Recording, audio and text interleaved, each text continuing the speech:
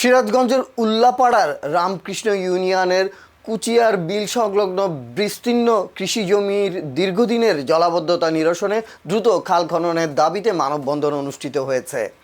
রোববার ২১ জুন উনুখা বাজার এলাকায় স্থানীয় ক্ষতিগ্রস্ত কৃষক, এলাকাবাসী ও সচেতন নাগরিকদের উদ্যোগে এ মানববন্ধনের আয়োজন করা হয়। এতে বিভিন্ন গ্রামের শতাধিক কৃষক ও সাধারণ মানুষ অংশ নেন।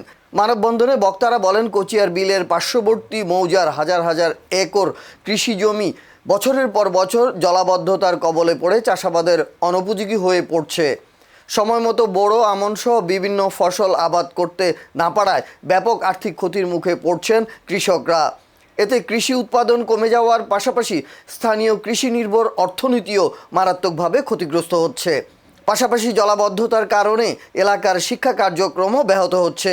উনুখা পাগলাপীর উচ্চ বিদ্যালয় মাঠ বছরের অধিকাংশ সময় পানিতে নিমজ্জিত থাকায় খেলাধুলা ও শরীর চর্চা থেকে বঞ্চিত হচ্ছে শিক্ষার্থীরা। মানববন্ধন থেকে সংশ্লিষ্ট প্রশাসন, পানি উন্নয়ন বোর্ড, কৃষি বিভাগ ও স্থানীয় জনপ্রতিনিধিদের প্রতি কার্যকর পদক্ষেপ নেওয়ার আহ্বান জানানো হয়।